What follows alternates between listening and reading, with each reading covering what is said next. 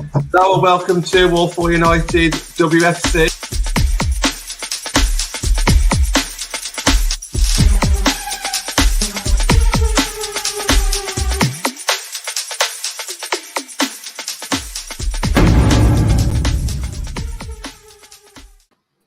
Hello and welcome to Walford United with me, John Foster, MUFC. Got a real good show lined up tonight.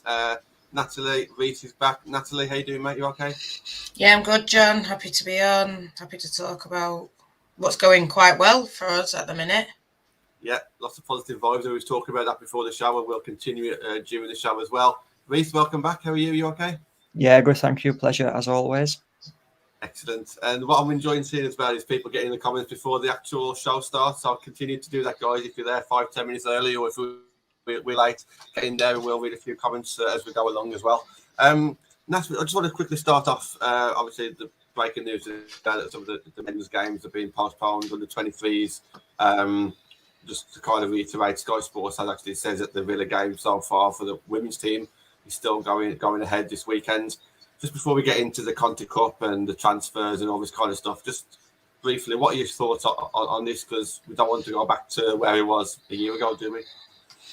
No, I think, if anything, even thinking about the girls' games, it's good that there is this break now. I think it's going to get a bit mega. It's going to get a bit, I think everyone should get the boosters. Everyone should get the vaccine, if they want, because I think that's the way to stop it, hopefully. I think this Omicron is rising, isn't it? We're hearing of more cases, and I think with all these games with the winter Premier League, the way it is, it's like a game every 2 days. For me, I just can't see them all going ahead. So I think maybe like the women's, are we going to take a break till January? It's only a couple of weeks, but I think that the Premier League might need a couple of weeks, to be honest. And yeah, then people think, where do they all fit in? And you want to go to football on Boxing Day? Of course we do, but we just want it to be normal. I'd rather go when it's like full than have to do all this kind of stuff. And, not everyone can get in. I'd rather just go and it be normal. And I think that's what we want. We don't want it all behind closed doors again. No one wants that. So I think have a little break of it, and then come back and it's normal again, rather than trying to force it all through. And then next minute we're in a situation where, we're all behind closed doors. For me, that's not what we want. Yeah. Just quickly touching this from your opinion. I mean, can you see anything going backwards in the women's game? Are you kind of worried about what potentially could happen at the start of 2022? No, I think we just need to keep pushing on. It's an interesting topic, actually. We were speaking about it earlier on this week in our office, where we were sort of saying, is it beneficial that the women don't play on Boxing Day and the girls can sort of have 10 days off? Or is that going to be a negative, the fact that they're going to be out of a testing environment and they're going to be mixing with their family and their friends and whoever else over Christmas? But it's going to be an interesting one, and hopefully it doesn't affect things too much on the restart. Yeah, absolutely. Yeah. So we're going to talk about the game from yesterday, and Man United qualified for the Conti Cup. Doing it the hard way. We seem to be doing everything the hard way at the moment, just about scraping through here, there, and everywhere. But it's been a good week for the United team. Maybe I should miss games more often because we seem to have 2 great games and 2 games that I missed. But Nat, you was at the game. It was on MUTV, and I just seen someone, John Fry, saying that he rewatched it, so it's available for you to watch somewhere. Nat, it's been a good week. I mean, you could talk a little bit about the game yesterday or just the week as a whole, but have you seen any slight changes in the way we've been playing, the personnel that we've been playing, or the formation or anything like that? Well, yeah, personnel, formation. I don't know. I think that they seem to be pushing the midfield forward a bit, trying to connect the midfield and the forward line a lot more. I think Zellum was pushed forward. I don't even know who she started within the midfield. Staniforth, probably, I think. But it was actually Zellum and Tooney, but Zellum was sort of the most further forward. And I think Thomas's goal came from Zellum being sort of on the edge of the box and chipping it over back into Thomas's path. And, it was 2-0. It was a Zellum free kick. It was winning the ball higher up the pitch that led to a free kick. And then she put it into the area and, they put it into their own net. And I think there could have been 2 or 3 goals from United. I think Leah was getting down the wing. I think, I saw her name praised a lot, Smithy, laying Leah off and Leah driving into the box. There was one point where I thought there was a penalty. We know with women's football that we don't like see people diving all around, but there was one moment where Tooney got a feet clipped, jumped over it, but sort of stumbling and tried to play it through to Martha, and it's cleared. And I was like, that's a stonewall penalty, but because obviously she's not down on the floor rolling about, you don't really get them.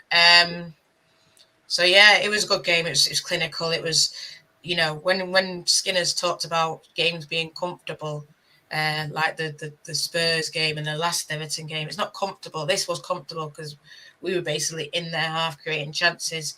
It's a shame that we didn't get more than 2, but it is what it is. But this is the sort of style that you want them to play, pressing high up and wing play. So yeah, it was great.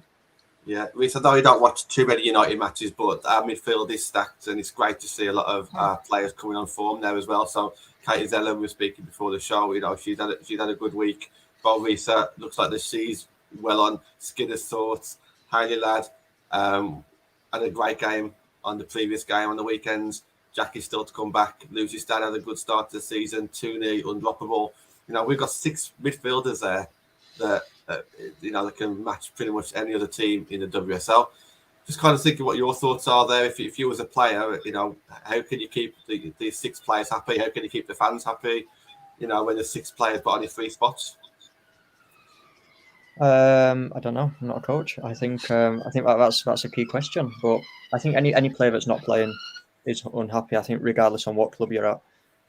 However, we're in touch and distance at the minute for the Champions League. So if that doesn't motivate every single squad member, then I don't think anything will. So surely hopefully the players are going to see the bigger picture on this and try and push them into the Champions League. But to answer your question, I don't know. I think it's a key question that every single manager would like to know. Just let us know in the comments what your thoughts kind of are there, because we've all got our favourites, and it's good to see us do something different on the weekend by playing like 5 centre midfielders as opposed to natural wingers. So you might try that. You see people in the comments saying Fuzo's playing well. That's what's your thoughts on that? Yeah, for me, I think it's not about playing the 5 and trying to force everyone into the same team. It's about playing the best players, playing who's on form. I think players have played themselves back into form. That's what I've seen with a couple. I mean, I thought Leah was fantastic last night, to be honest. And that's sort of, we're seeing the Leah that we all know and love again, running down the wing, beating players, crossing the ball in, driving, players scared to tackle her, looking for shots, things like that. And, she started off slowly and now she's coming up into it. So for me, it's about players, I don't know, I'm not a player, so I can't tell you how it feels. But, as a player, you must know when you're playing your best football and when you're not playing well. So if you're not really having the best time, you must be able to be like, right, okay, he dropped me. But, whether you accept it or not, that's your business. But you know that if you're on the bench, you're going to have to work 10 times harder to get on the pitch. You know what I mean? And then when you're on the pitch, you're going to have to work 10 times. And that's what it's about. It's about competition. We want 2 people for every position. So we need that kind of mentality in your mind. If you're not playing, work harder to play. If you're playing, work hard to keep your position. I'll just reiterate there what Nat said. And I think one of the easiest ways to start losing players is maybe if a player comes on for the last half an hour and completely changes the game and has an unbelievable half an hour and then doesn't start the next match.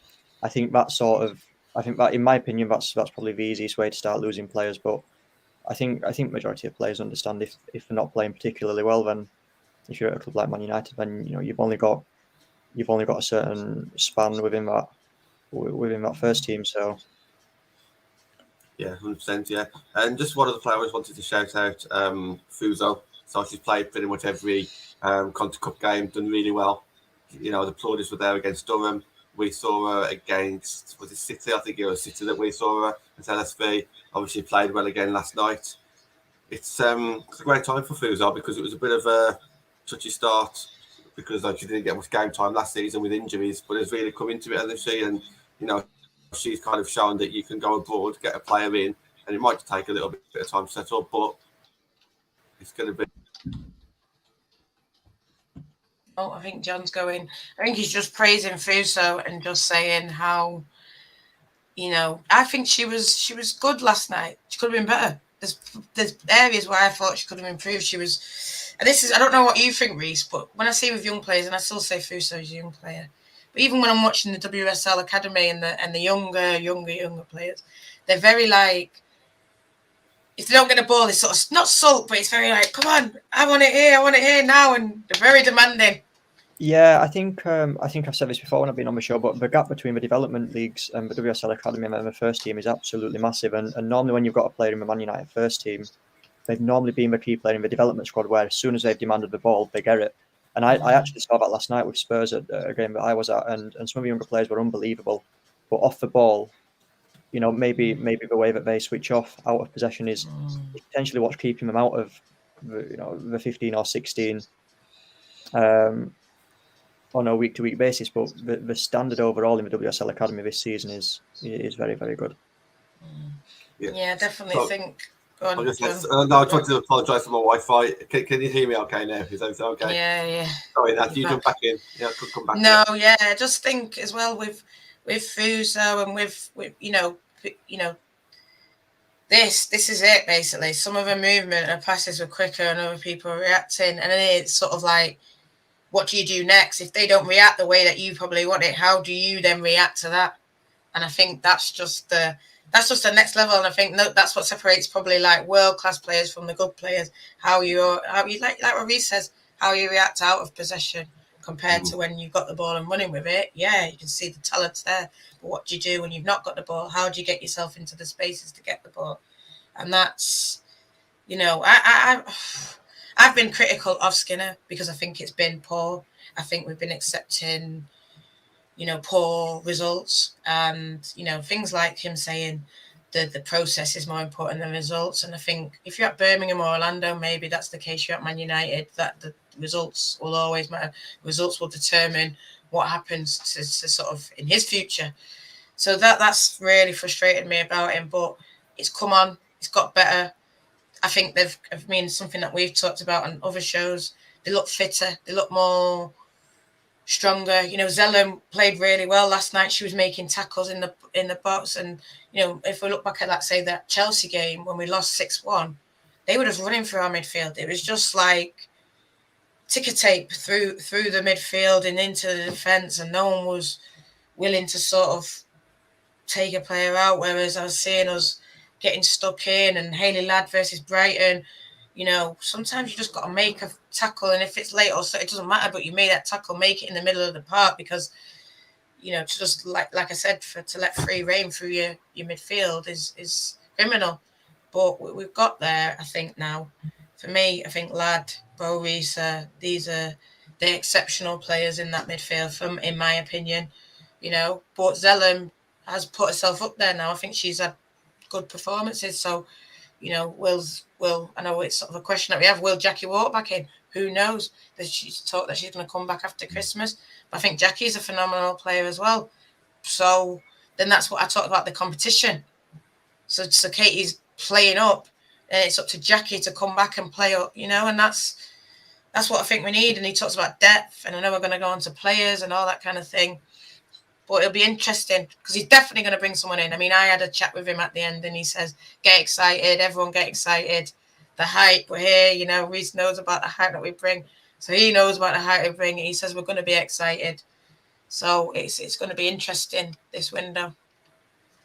Yeah, absolutely, 100%. Yeah, and you just mentioned there, like, off the ball movement as well. I think that's key into what Skinner wants. I think he wants to kind of drag his opponent out of position, and to do that, you need people on your own team to kind of like run around and just draw players out. So there is some space there, and hopefully it's working. So yeah, I want to kind of just touch on some of the other clubs that have qualified who we could potentially play in the quarterfinals.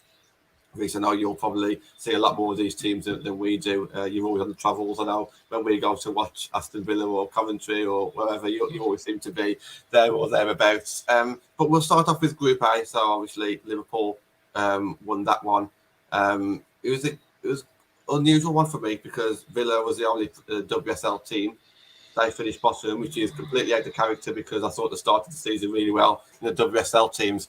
But Reece, if I just jog your memory, who was in that league, just in case you can't remember, Liverpool, Sunderland, Blackburn, Sheffield, and Villa. Just what are your thoughts on those teams and what you've seen of them this season? I'll be honest. So we have a staff member at every single match in the Championship and the Super League every single weekend. And I thought you would, yeah. Yeah, so I've pretty much been at all the Coventry games this season, which allows me to watch every single one of our clients week in, week out, either home or away. And all the teams there that you mentioned, I've watched live this season, and every single team is strong. And I think maybe inconsistency is what's lacking a lot of clubs. But I mean, Coventry's a prime example there. But sort of just going back to the clubs that you mentioned, like Sunderland, Blackburn, like you watch them some weeks in the Championship and they absolutely dominate games. So, Villa going and losing last night to Blackburn, I don't think that's to discredit Villa, because you can't take anything away from teams like Blackburn and Sunderland. Yeah. Do you want to jump in on that one, but also thought of the possibility of playing Liverpool as well in the next round as well? Oh, that'll be the tie of the game, mate. And I'd love him away on a Wednesday night or Tuesday night, I don't care, or Thursday night. Imagine in that place. I mean, I went to watch. Everyone knows. I mean, God, I was called out on it. They said, "Who are you going to support on Sunday?" So everyone knows I love Carla Ward.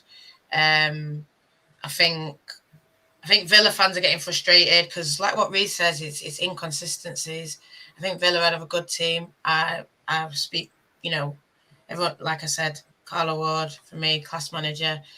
But yeah, I think Reece's client. They could do with another forward. I do think that about Villa. I watched them a good couple of times now. I think they sit back, they defend well, but attacking, they're missing a bit. I know they've got Emily Gilneck, but for me, we're not seeing the best of her. I know she's been injured as well. Alicia Lehman, I think a lot of the Villa players up front can blow hot and cold, but it's not a Villa show. I'm excited to go to Liverpool if we do play them, because they've got a pub like we've got the Wren. I think Red should come down, take it over, like I say, under the lights. Be fabulous. It'll be everything that I want. And a lot of people might get upset because, we don't like Liverpool and we're going to tell them about themselves. But it'll be a really, really good game for women's football. It's what women's football needs. It needs that rivalry, it needs the passion, and we're going to bring it to their stadium. So I hope they fix it or they try and do something, because I'm up for that one, 100%. Yeah, I agree, Thor. That's my pick as well. Reece, what's your thoughts on that potential clash? Would love that match. I've watched them a few times this season, Liverpool, and they're a very strong team this year. I think Matt Beard is very good at what he does. I think very good at creating an environment that everyone gets on board in. One of our clients, Charlotte Clark, she signed there, I think about 2 weeks ago now. So I'd love her to play against Man United if she's got the opportunity to do that as well. So yeah, hopefully we'll see that happening soon. Now, these are the matches that fans want, isn't it?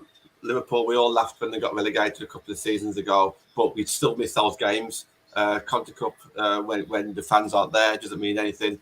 But when we're there, this is what we want, and the chances are that they might get promoted this season. They're doing well. There's a chance there. It's a very strong league, and we could talk about that throughout the show. But I would like to see more matches against Man United versus Liverpool, because they mean something. And I wasn't disappointed when they got sent down because it was funny. But I am disappointed that we don't play them enough. Playing the likes of Reading or Brighton, for me, doesn't really do too much, because I got no loyalty with them at all. They're just another team to me. Whereas Liverpool, it means something. So yeah, that'll be interesting, and let's see what the draw pulls out. Another group, Group C, is the games the team that you was on about, Reece, Coventry.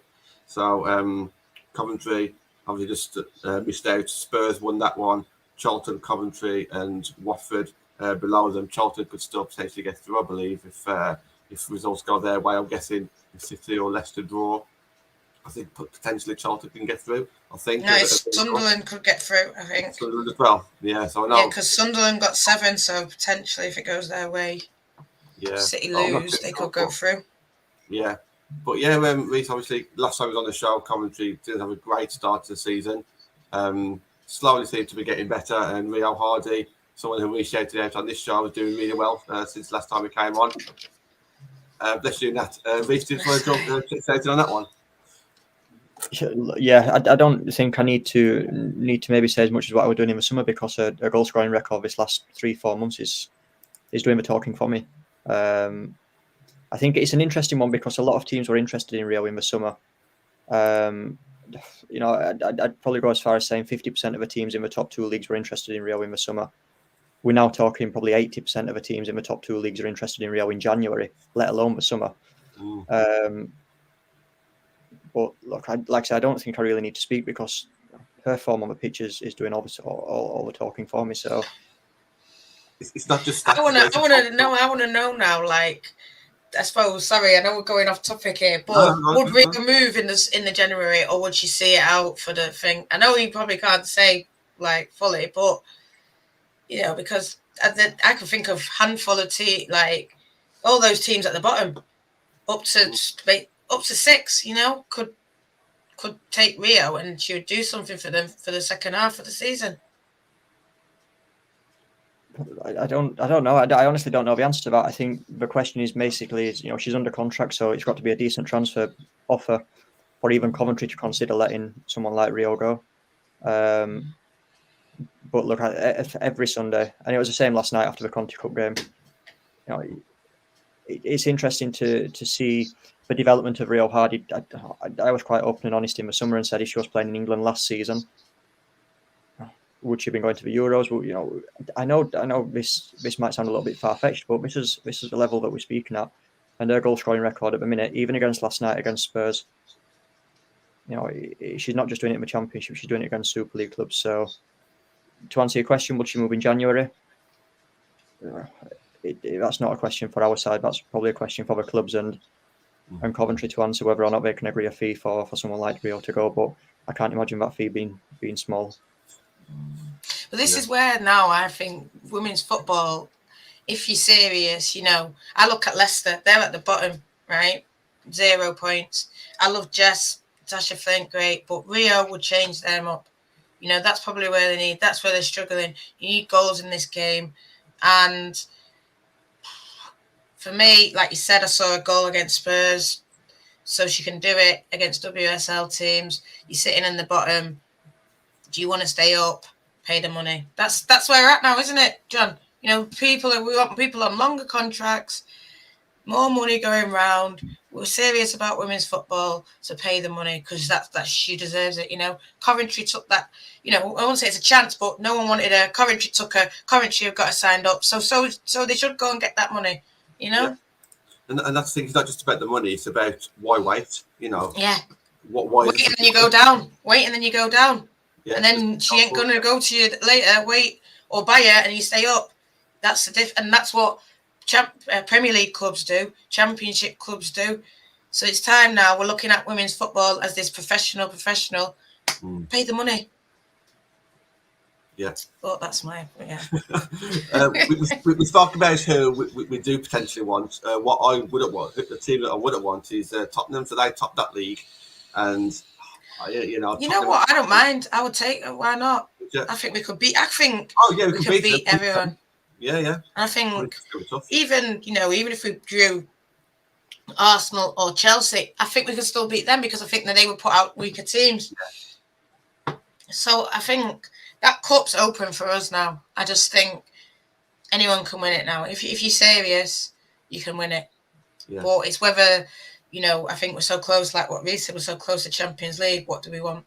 What would we prioritise? Tottenham in the same boat. They might see it as potential cup or potential top 3. But yeah, so that's that one. Just a couple of other ones. So Bristol, Reading, Lewis, and Palace in Group D. So Bristol won with 8 points. Reece, have you managed to get to see many of those games from Bristol this season? Yes, we have actually. You know, we've got 3 or 4 clients at Bristol. I think they're probably a team to watch in the Championship. I think they're an underdog, and I think they're flying under the radar massively. we actually watched them, didn't we? We went down that and we watched Bristol against Sheffield. Yeah, and they done really well. They battered them. I hate saying it, but it was kind of, I went down. I've got my loyalties to Sheffield, but they just showed them about themselves a bit, and that's the biggest probably defeat in a while that I've seen inflicted on Sheffield. Kind of, that was like when we used to batter teams and they just took them to the cleaners in that game. Sorry. Yeah, 100%. Shout out to Reece as well. Nice of you to join us. James, we've just got a comment. We'll just break it up and just quickly mention this. We are going to do a proper show on this. I think it'll be out on Tuesday with a Lewis player. So I'm not going to name who it is just yet, but I think this will be mentioned. But yeah, it has been announced that the championship are going to be invested in as well now, so £30 million going towards that. Do you guys just want to comment just on that extra investment? And it's just great to see that it's not just a WSL, it's going to go down to grassroots, which is what we all want to see. Nat, do you just want to comment on that a little briefly? Yeah, Reece might know a bit more about me than me about where it all be going, but I just think it does.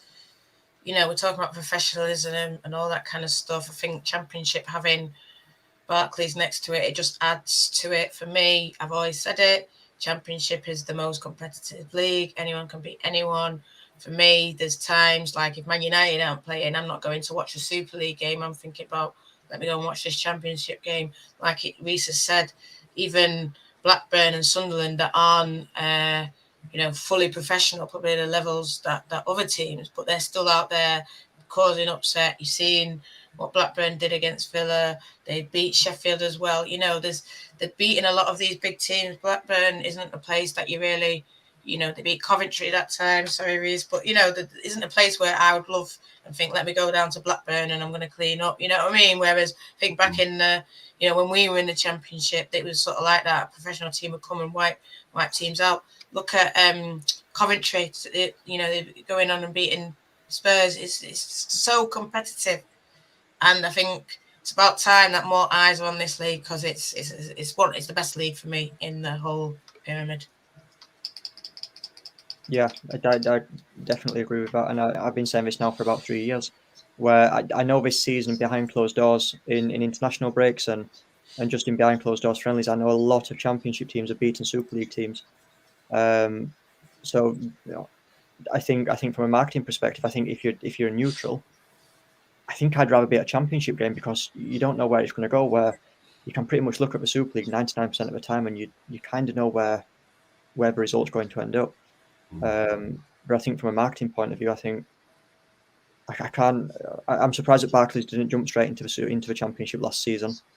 But they're in it now. So I think the main thing for women's football here is the fact that someone like Barclays has invested a lot of money and they've stayed in women's football, and we've retained that massive company like Barclays and their money as well. So obviously Barclays have got a return and they've seen the commercial benefits of working in women's football. And just on this, just before we move back on to the topics, can you potentially see all the teams going full-time then because of this investment? Is that a possibility, or do you still think something else might hold them back? I'll have up to either of you, but Reece, if you want to start it off. I think they've got to. I think the FA need to be strong on this as well in their application process. You've got teams like Ipswich and Southampton that are telling us that they're full-time in the National League. But yeah, you've only got part-time teams in the Championship, and I think that dynamic, if you're trying to explain that to a neutral, but you've got part-time teams in a professional league and professional teams in a part-time league, if you're trying to explain that to a neutral football fan, I think that dynamic's quite hard to get your head around. So I think the FA need to be strong, and if they need to say to the clubs, look, you either go full-time or you're leaving the league. I think the FA need to be strong on that stance, and as soon as we've got 2 fully professional leagues, it'll not be long before we've got 3 fully professional leagues. I think... I know people won't like me saying that, and they won't like me saying what he's just said. They won't like it because people think it's about, and I get it. It's about, people shouldn't be dropped in a league. People hated it when we came in, but I think us coming into that league sort of, I don't know, towards the touch paper, and then Villa sort of did it, and then Leicester. So it's lit the torch, Whether they would have done it anyway, who knows? But I think we sort of lit the torch, and now it's off, and now over probably 50% of them are. And I think, God, I look at my little championship team, the Blades, and I think, God, if they were just full time, they probably would have beaten Villa. You know, if they had done as much back then, they would have gone up. And I just think now they're sort of dropping down, and it pains me to see, because I know they've got talent there and they can easily go full time. And, you know, look at some of the talent that they do have. Lucy Watson, Mia Enderby. I know there's other little players that you know, that would benefit from training full time. And I get it, not every player wants to do it. So there's, you know, Courts who does media as well. So, you know, what would you say to someone like her? You know, you don't want to lose someone like that from the women's game. Of course you don't. But I think they need to be, you know, like what Reece says, be firm. It doesn't matter about, you know, I get what the traditionalist view is, but like you say, 2 professional leagues, then you got 3. For me, I think it's time to set the ball rolling and making it happen. And I think if you did say to a lot of these teams, do it or go, I think a lot of them would just do it. Because if they got promoted, they would do it. So just do it now, because the whole league's gone professional. Yeah, I think from a business perspective as well, I think, you know, there's a lot of clubs in men's football that run a business model where, you know, they promote the young players, they get them in the first team, and they sell them. And that's how they generate their income, because it's not coming through revenue in football through the gates. So women's football could quite easily adopt models like that. So, for example, Lucy Watson, I'm sure Sheffield United don't want to lose Lucy Watson, but if you go and sell Lucy Watson and get a decent transfer fee, and, you know, put her on a 3-year professional contract, but sell her in 6 months.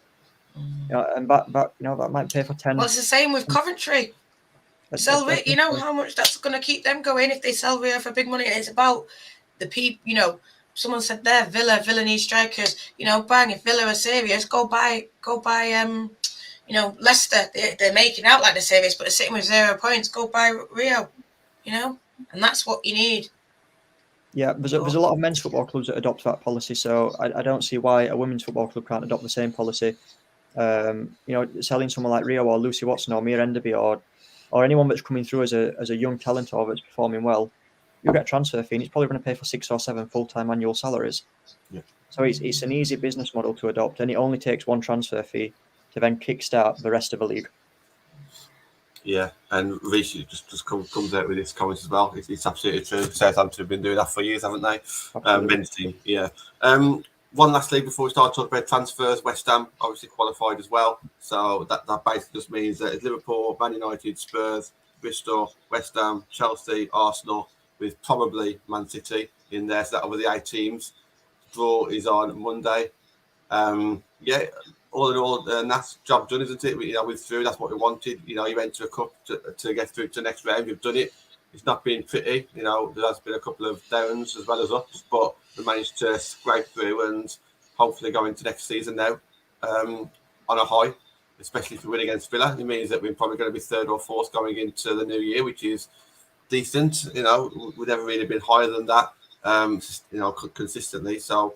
Yeah, hopefully things are looking up, and we'll look forward to seeing what January brings with the transfers. On that note, we've obviously got our ideas on what we might see or what we would like to see. So I want to talk about something that we haven't really spoken about when it comes to transfers. We spoke about European players, we talk about youth, we talk about British talent, we talk about experience, inexperience. One thing that we haven't mentioned is Skinner kind of linking up with maybe some of his older, former colleagues, maybe when he's playing in America. So, Nat, just your thoughts on, you know, is that a direction that we could potentially go? You know, Skinner bringing in some players who he's already played with before? Yeah, why not? You know, I don't know if he'd bring in any of the Birmingham players. Obviously, you know, he's got Aoife there, he's got Ladd, he's got Staniforth, but, you know, someone like Ellen White, can't see him getting anyone like that. I don't know, you know, Berger was with him. You know, but I can't see him getting those top creme de la creme players. You know, I can't see Man United, even though, I mean, we're just talking about pay the money, and that's what I think about Man United, pay the money. Man United should be paying the money for players.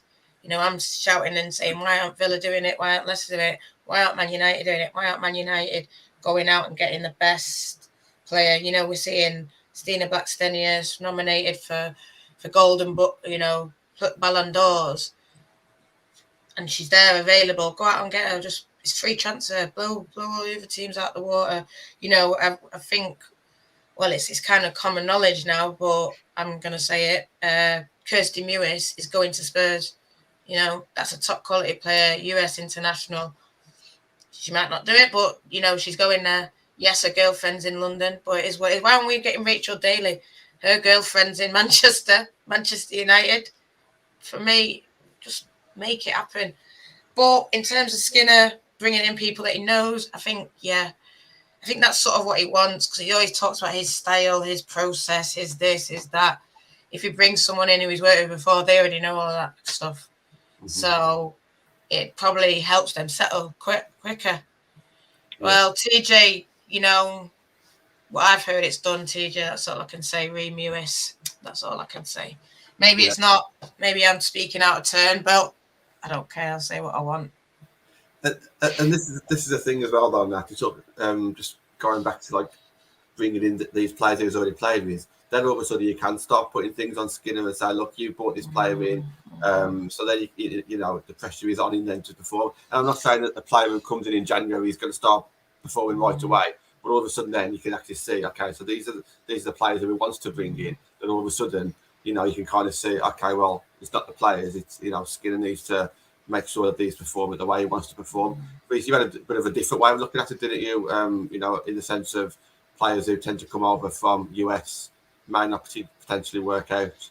What are your thoughts on you know, United players going for American players?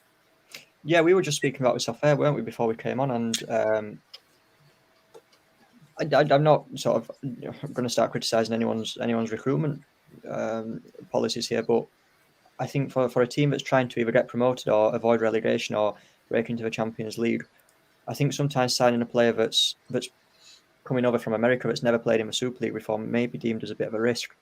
You know, are you safe? Are you getting more for your money if you go and get someone that's flying in the Super League or in the Championship, like you mentioned there, like Leicester, Birmingham, trying to avoid relegation? I don't know. I don't know if anyone that's trying to push in for the Champions League, like you look at Brighton, Man United are all up there at the minute. Are they better going and getting someone that's proven in the Super League than someone that's played in the NWSL? What I'd say to that, counter it, who would Man United? I mean, the only one I could say who they would go out and get, and I think if they put the money down, they would get her. What are they going to put the money down? Beth England. That's the only one I would say. And that's no Beth England's a Northern girl, so you know, it depends who Man United's got in charge actually getting the deal across the line. If they've got a good salesman in charge, and if it's Man United, if Man United can't attract players, then there's no hope for anyone. I want to talk a bit about the younger players as well, like maybe like some Championship players that maybe Reece has come across or who he knows. But before we do, it's just as a non-biased fan now, you're not a Man United fan. Where can you kind of see our transfers kind of going from, like your background, not as a fan now, sorry, as an agent? Can you kind of see us going in the next six months for some of these top players, or would you more likely to see us get like players who we've never heard of who are coming up through the ranks? Or what's your kind of thoughts on what you've seen in the past? I think anyone that's achieving or trying to push for different goals, whether it's Brighton or Man United or Man City trying to get into the Champions League or Spurs trying to stay in the Champions League spots, they've got to strengthen in January. Where they're going to strengthen, I don't know. What I always find interesting is, like you just mentioned there, are they going to go for an unknown player? What are they basing this unknown player off? Are they just looking at numbers and statistics in a league overseas, or have they actually got people sat in the stand at games? Because there's not many clubs that have got full-time scouts or part-time scouts that's working for them. So hopefully, if you're Birmingham or Leicester that's trying to avoid relegation, or Liverpool that's trying to achieve promotion, or Man United that's trying to get into the Champions League, hopefully they do the due diligence on the players that they're going to sign, because I think we need to. But Nat's just mentioned there Beth England. It's someone that I never even thought of as an option there for Man United, but she's proven in the Super League. Did you want to come in on that one, Nat? Which one? Just the one in the chat, the private chat. Sorry. Yeah. Well, no, it's just John's question. do we want anyone from Orlando? And yeah, Orlando probably not the greatest team, you know. He lost a lot of games there, but they had some decent players, I think, Jon, under him. And another one that I suppose I've heard, I don't even know her name, but Kyra, not Pinnett. I don't even know if that's her name. Sorry if I butchered it. But she might be going West Ham. But I think there's who's the one I was mentioning? Tyler Korniak. She's a tall 6 foot. She plays in the middle. She can drive. She played in Germany last year. Scored a few goals. I see where Reece is coming from about you want to get someone in that's experienced, but then, you know, James is saying how much would a fee be? I think I've heard a few Chelsea fans saying they'd take a lot of money because I think her contract runs out in like 24 or something. So that would be, you'd be looking at an extra 2 years. But if you want that player, you've just got to pay it for me. And this is where we're at with sort of women's football. If you're pushing for that Champions League brings you extra money. You'd probably pay a fee, but you'd make more money going through the Champions League than that fee. So it would counter it. But it's just about, I suppose, that risk and reward. Do we think it's worth that fee when you could get? That's your one. Yeah, they're the names that I was saying. Carson's going West Ham apparently, but that Taylor, does he want her over? You know, she's coming for free, a contract sort the season's over in the NWSL, or would you go and just buy a Beth England, pay a big massive fee, but there's a chance that fee would get covered? I don't know. That's the answer. If I can just jump on John's question as well, do I want anyone from Orlando? For me, it's not about the fact that they're from Orlando. It's just the fact that this player must be able to play the way the Skinner wanted to play, or else he wouldn't be interested if that's the case. So for me, I would want it to happen, because you'd like to think that, okay, he's building something and it's not just a quick 6-month thing and then she goes again, which it could potentially be, which I don't know if I'd want that, to be fair. But I would want to see it happen, because you can kind of say, okay, so he's sticking to his guns. This is the way he wants to play, and he obviously trusts this player to be able to play that way. Whether or not she's good enough, I guess we'll have to wait and see. But that's on Skinner, isn't it? Yeah, Reece, talk to us about some of the clients that you've got or that you've seen play in the Championship. Is there anyone in that kind of level that you can kind of see making a step up to not just Man United there, but like the WSL? I think it's a big jump for anyone to jump from a Championship to a team that's trying to get into the Champions League. And then if you get into the Champions League, are they going to sustain a place in that squad? You know, we're talking about a massive jump here, but there's definitely players in the Championship that can go and play in the Super League. Now, the issue that I need to be conscious of here is protecting my players and saying, you know, if clubs carry on going abroad for players, how are the Championship players ever going to get in the Super League? And how are the young WSL players coming through the WSL academy, how are they ever going to break into a first team squad if clubs are consistently going abroad for player recruitment? But to answer your question, there's definitely players that can go and sustain a club in the Super League. Real Hard is one of them, and you know, Katie Wilkinson last season, you know, what did she get for Sheffield? 22, 23, 24 goals. You know, if you're not moving to the Super League after going and scoring 25 goals, when are you going to move to the Super League? And I think that's probably questions that people need to be asking clubs. You know, why are we going and signing players from America or from Europe that's never played in England and paying essentially probably 3 or 4 times more money than going and getting someone from a Championship that's a top goal scorer or having an unbelievable season that's proven and can do it in England? One of the biggest advocates of this, that is yourself. You go to our Man United devs. You know, you think the world of our devs, and you want to see some of our youngsters come through. But you've got to balance the price, as well, haven't you? You know, you don't want to rush them into it, much like myself. And you also want to see some of the European players come across. You just want a bit of everything. And I think as a fan, you know, you want to see young English talent, but you also want to see the top-notch players from anywhere. You know, look where Honor's come from. No one had heard of Honor, but she came in. But then everyone's heard of Blackstenius, but we want Blackstenius. I guess it's just about getting a balance, isn't it, I guess? Yeah, you definitely need those sort of young, up-and-coming players. And I think, for me, even if I look at our game versus,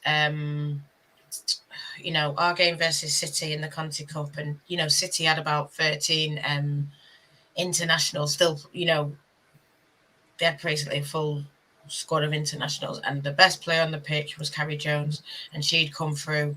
You know, she'd played at Cardiff, then signed for Man United under 21s. Then, you know, now she's on a fully professional contract. The pathway's there for me. Neve Murphy was in the squad against Brighton, was in the squad even before that. I think the last Conti Cup game, she's in the squad for Leicester. She's in the squad now. For me, I think, you know, I know when we talk about transfer window, we always talk about people coming in, but we never talk about people going out. I think potentially there might be some movement with fullback, and then she might. For me, I think Neve will be the next one of the list that will get a professional contract, as she should. She's in and around that. I think, you know, I think that game last night, I wouldn't have been upset if I saw more younger players called up. I think we're playing. I'm going to get the name wrong now, but the team in the FA Cup, Bridgewater. Sorry. We're playing Bridgewater United, and I saw a lot of, you know, I see someone saying, "Oh, Jess Simpson, I'm excited for them to play," and people saying you're being disrespectful. But I'm thinking, if she can't play, a top player in our under 21s, if she can't play against that team, no disrespect to them, but when is she ever going to play then? For me, for Manchester United, and this is the thing, because I want to see the development team say play in that game or play in the cup games. You know, for me, it's not disrespectful. That's going to be something massive for them. Their attendance is 2,000. Their capacity is 2,500, and I think that's going to get sold out. So we talked about it with Tom Fitton. Yeah, it was Tom Fitton, and he's saying it's all right playing in the development league. Who goes there? You know, it's probably me and your mum and dad. You know. Yeah. Whereas to going for that to then 2,000 people is a massive step up. You know, that could overawe them. I don't know. But, you know, if that's not the game for some of these girls, then when is the game? So for me, I understand, you know, I look at Tara, she's out on loan. That's the best thing for her. You know, she's playing pretty much week in, week out, but she's finding that she's getting dropped sometimes versus Sheffield. So if you're getting dropped versus Sheffield, you know, it's like what I said, isn't it? You know that you need to step your level even higher than if you want to be still playing at Man United. So for me, I think we even talked about it. Dual contracts, that's the best thing for me. I think when they still play, when they can go out to the Championship or a National League, play full time in front of crowds, in front of whatever, get that experience there, but still be coming back and playing for the development team. And then maybe they might play in the FA Cup, because, you know, Chloe Williams, that's one that I think she did play until she should be cup tied, but you know that's an area. Will Saf be cup tied? You know, the goalkeeper in the league, maybe she'd play against Bridge. Sorry, I forgot the name, but you know that's what I would like to see anyway. But yeah, I actually couldn't agree with you anymore there. Nat. I think the dual contracts are something that is probably the most beneficial part of a development for any player, especially sort of turning 17, 18, 19 years old. But that's probably going to be taken away if we've got two fully professional leagues, because it's going to have to go down an official loan deal rather than a dual contract or a dual signing. But then you've got the issue of, you just mentioned there, Tara Bourne, you know, she's inconsistent in terms of starting every week at Sheffield United. The Championship's getting very, very competitive. It's getting very strong. The next move for players that are going from development leagues is probably going down to the National League. And then you've got the issue of, do the players at Chelsea, Arsenal, Man United, Man City, do they want to drop down to the National League? Do they want to go play for Loughborough Foxes in the National League? Or do they want to stay sort of in the comforts of telling their friends and their family that they play for Man United? But in terms of a bigger picture, the amount of young players at 17, 18 that are nowhere near the first team that we advise, go and learn how to play senior football. Go and play against people that are 3 times your age. Go and learn how to look after yourself in them environments. And Charlotte Clark's a prime example of that. Oh, she just moved to Liverpool late last night in the Conti Cup. But 12 months ago, we advised her to go and play in the National League. You know, when the crosses are coming in and you've got a 30-year-old that's 12 years older than you, you know, charging in at you, go and learn how to look after yourself. And now that, you know, 12 months after, she's going to earn a professional contract off the back of it. Well, sorry, no, John, but like, how did Liverpool? Because you talk about they've not got full time, so they must have.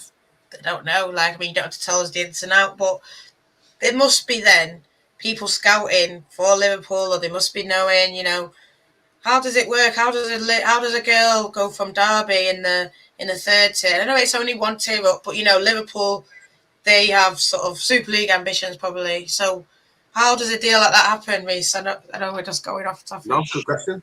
No, Charlotte's got a very good agent. That's how it happens. No, in all seriousness, look, her form, but Derby are flying at the top of the league. Charlotte's been in fantastic form, and when you're in form, it doesn't matter what league you're in. If you've got someone that's behind you, you know, on social media, in terms of just constantly shouting your name to clubs like what we were doing for Charlotte, it's not going to take you long to climb back up the leagues. But like for Charlotte, you know, I can't say anything more positive about her, because she listened, she believed in the bigger picture and the journey, and she went and embraced it, and she delivered on the pitch, and her performances spoke, you know, volumes. I didn't really have to speak, because her performances on the pitch were doing that for her. And then, you know, we knew of the opening at Liverpool with Katie Startup going back to Brighton. But from the first initial conversation to the deal actually getting announced on social media, we're talking about a 5 or 6 week period here. So it's not just something that's happened overnight. But yeah, in that 5 or 6 week period, Charlotte Clark's form, you know, her head could have turned. She could have started to dip in form, because, you know, the bright lights of Liverpool's come shining, and she didn't. She remained professional, and she carried on performing, and that deal happened. And last night she made a debut for Liverpool. So that's how the deal happens. You know, essentially you've got to have a team behind you that are constantly marketing you, that are constantly shouting your name, even if it's not on social media. It needs to be happening somewhere behind the scenes. But you know, there's only so much that we can do. If you know, if you're a striker and you're not scoring goals, there's only so much I can do for you. Yeah. Just on that then. So obviously we are going into the transfer window in January. You mentioned it took like 5 or 6 weeks to do. Can you see many deals actually already being done and just going to be announced in January? Do you think that's pretty much the level that we're at now? Or do you think we'll see any surprises come January where it's only just started, maybe? I've worked in women's football for 5 years. This will be the most interesting January there is. For 5 years, I've always said in January nothing happens, and essentially because players are contracted, so you've got to involve transfer fees, or you're signing a player that's not playing at a specific level. But I know, because of the conversations that are happening every single day in our offices, that clubs are looking to strengthen in January, and I know there's going to be transfer fees involved as well. So I think for me, this is the biggest transition in women's football for a January transfer window, and I think this will probably set the record for future January transfer windows. Good, Nat, do you as think? it should. Yeah, I just want to say, with more money gradually coming into the game, obviously I'm talking about Sky now and the broadcasters. Do you think that will kind of force clubs' hands quicker now? We've seen managers kind of get sacked a little bit, but what about transfers there? No. You see, with the money and the broadcast deals in even in the Champions League, you know, DAZN, the way they're promoting it, the way they're pushing the Champions League, so it's putting that pressure on us, Spurs, Brighton. Right, what are you going to do? You know, like you say, the Sky deal, the BBC deal. It's putting that pressure, I suppose, on Birmingham, on Leicester, on whoever else, Villa, because they're sort of, you know, that bottom three kind of thing, to sort of step up. I think with what we had a lot of times, it was sort of nailed on who was going to go down. It was nailed on who was, you know, I think for a couple of years, people have said, well, Birmingham are going down, Birmingham are going down. They stayed up last year, you know. I think we're losing those kind of teams, maybe, that aren't taking it as seriously, and then we're getting teams that are coming up from the, you know, because Leicester came up with all this big shouting and this is what we're going to do, and they've realised that the step up is massive. It's not easy. You need to be professional, and I'm not saying that they're not, but you need to be on it. And even though they've come in and they've got the men's training ground, they've got all this behind them, they still find it difficult. So I'm sure they're probably going to go out and try and get a, you know, Reece will know better than me if they're sniffing around players, but you know, they're going to potentially lose all that money that the Super League has. And it's sort of like we're seeing it in the men's, sort of when you have the championship and the parachute payments. I know you don't get them as much probably, but you know, you're losing the golden goose basically if you do get relegated this year. So for me, it puts that pressure on the teams. You know, women's football is professional. Women's football is serious. You need to stop being serious. Can I just answer this one question? right or left back. I've seen her play both, and she can play higher at the pitch, wing back. So for me, full back area, we need to improve it. Murphy's there. Yeah, Reece, do you just want to come on that one, like in the sense of, with that money being there now, it is forced in the club's hands. Is that why you think it's going to be more active this January and even more active in the summer? Yeah, absolutely. I think just going back to what Nat said right at the very start, when you look at the production model of like DAZN, for example, because there's now more eyes on it, there's more money in it, there's more pressure on clubs to perform and to achieve. What I've said now for a few years is the easiest way to get fans in is to create a production that people are interested in as a neutral. And when you look at what happens with Sky Sports, for example, a lot of it is surrounded by controversy. Everyone at the minute is talking about Formula One because of what happened at the weekend. The easiest way of controversy is by sacking managers. So I'm not saying do it as a publicity stunt, but what I'm saying is if you're sacking managers, people are watching, people are listening. And at the end of the day, look, if you're going for a full season and you lose every single match, you deserve to be sacked. And I think for a lot of years in women's football, this has been a little bit too easy for head coaches that could go a full season and stay in a job. If that's any other industry, you're sacked. And I probably shouldn't be saying too much on this because I do represent quite a few head coaches, but from a business perspective and from a model of women's football, it needs to happen. I just want to touch before you go into this question, Reece. That is 100% right. And I saw people saying, "Oh, they shouldn't have been sacked and this and that." And I did feel it was harsh on Scott Booth. That's what I will say, because he, for what they gave him to what he had, thingy. But I think I saw people talking about Emma Hayes. She only lost, and people no patience. And I'm thinking, there's no patience. There's no patience. There wasn't the money. There wasn't the eyes. There wasn't the production. There wasn't all this kind of professionalism. So, Emma Hayes could do it 10, 20, whenever. I don't care. This is big fry now, and you need to be serious. So, that's just what I want to say. There's a question on screen for you, Reece. If there's one player that you could promote, who would it be? I think I get asked this question every single time I come on here, but I honestly can't answer it because as soon as I answer that, within the next hour, I'll have 60 players texting me saying, "Why have you not chosen me?" But look, I think in terms of form this season, you can't look much further than Rio Hardy. Yeah. What about a player that you haven't got? So a player that you might want to like, or is that a question that maybe like behind the scenes? You can put it in the private chat and then we'll look at No, I probably should know the name of this. There's one player that really stood out to us in a game that we watched in pre-season this year, and she's part of a development squad at Manchester United. She's sort of a number 10. I forgot her name, but very, very, very good. Technically very good, physically very developed, very good. Rebecca May, no. I think he's on about someone a bit more famous now. I think, but I can see why playing for Lionesses and all that kind of stuff. She's done quite well. I think. Are you about Tooney? No, this is someone in development. I think that's actually being sarcastic and saying it. I'd love to represent Tooney because I know I would. She's top property at the moment. I think she's probably the biggest star in women's football at the minute. Man United, baby. This is just Reece. This one. What do you think of that question? If you don't have to answer it. If you don't, what do you think Man United's reputation is? The same as anyone else. It's Man United. Look, if an agent can do a deal with Manchester United, it's massive for the player. It's massive for the agent. I've got no issues working with Man United. I speak to them quite a lot actually, and it's not a bad reputation that Man United's got. So don't be worried about agents getting put off working with Man United. Nat, did you want to answer that one? Yeah, just I suppose on Catherine's question, it's sort of what you said, Reece, and I think, like you said about she was top goal scorer 2 seasons in a row. That's not just last season behind closed doors, 2 seasons in a row. And I think that it was time when she left Sheffield. I think she went Coventry. I don't know whether she had other deals. I think she did have WSL, but I think she chose Coventry because it is sort of that. So she has gone professional now, Catherine. But I mean, why do you think potentially more WSL teams didn't go in for Reece, or do you don't know? I don't know. Maybe I don't know.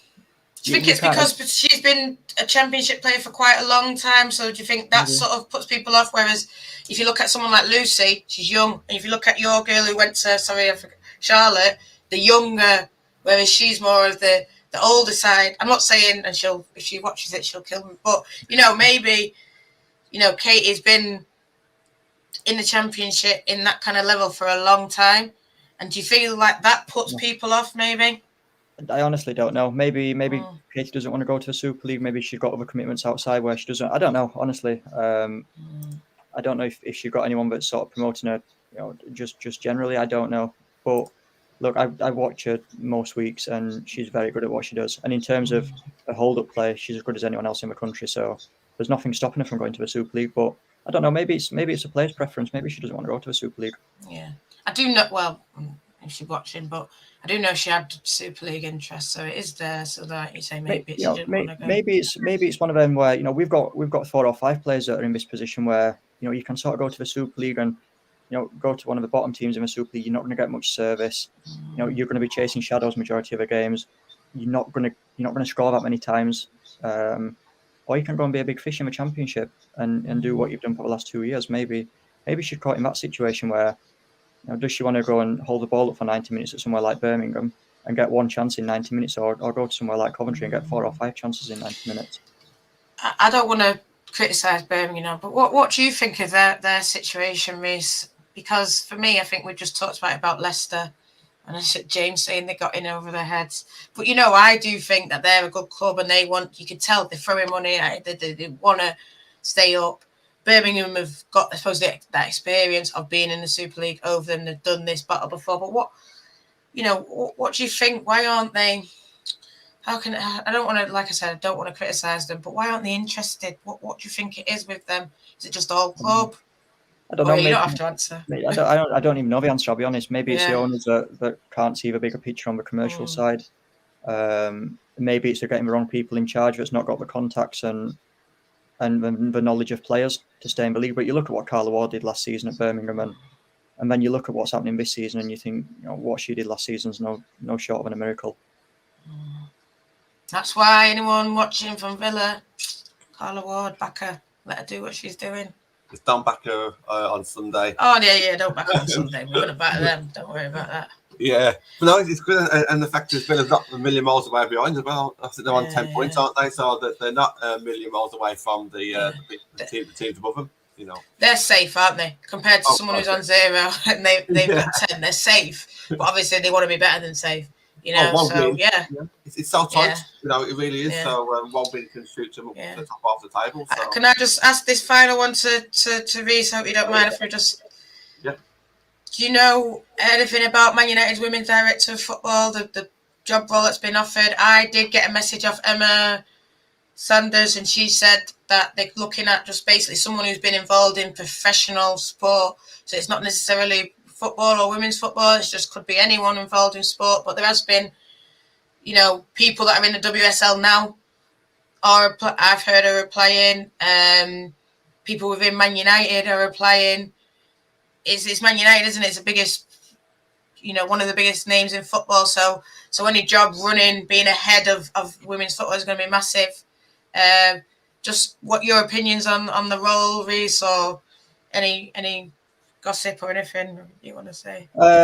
In terms of gossip, I know a few people that are interested in this, so I don't want to comment too much. But in terms of the model that a lot of clubs are using, a lot of them are going now for sporting directors and director of women's football, where traditionally it's always been a general manager and a head coach, and that's essentially was your hierarchy. But a lot of clubs now are going down the men's route and the chief execs and the managing directors you've got at Liverpool, for example. I quite like it. Because now you've got a channel of communication where you're not trying to do contract negotiations with goalkeeper coaches and general coaches. You've got people now that are specified in them jobs. So for me, it works 10 times easier when you've got director of women's footballs and managing directors and sporting directors. So the quicker that's in place, I think that can only be a benefit to Man United. That's an excellent question, and it's something that we're going to be looking out for maybe January, February, when that hopefully gets announced. That is the end of the show. Reece, thank you once again for coming on. Really appreciate it. It's always good to have you on. Thank you very much. You haven't got your Twitter handle under your screen now, so if anyone wants to follow you on Twitter, how can they go about doing that, mate? I don't even know what Twitter handle is. Just type Reece Land in and I'm sure I'll come up somewhere. Reece Land, Next Gen Sports. Is that what it is? Sports or sports entertainment? Next Gen Sports. I think is Next Gen Sports. I think is a handle. Next Gen Sports and Entertainment is a company name. Excellent. Thank you to everybody in the comments. Natalie, what day is it today? Thursday. So we've got a few shows over the weekend, but the main thing to look forward to now is match day on Sunday, last game before Christmas. Obviously, you're going hopefully having a few drinks before or after. Last game before Christmas, you're going to be there. Christmas hat on. Hope you enjoyed. It's the only game so far. Man United, this week. So I hope a lot of people tune in and either watch or come down because it's going to be a good game. I think a lot of talk last night was we've got 3 games in a week. Let's get 3 wins. So it's just one more win. And hopefully see a lot of people here watching or do watch later. Definitely come down if you're a Man United fan. Go to Old Trafford a lot. Why not? It's not on this weekend, Saturday. So come down Sunday midweek and see the girls as well. Awesome. Thank you for everybody, and we shall see you again tomorrow night on the Friday Night Fans Forum. Thank you, guys.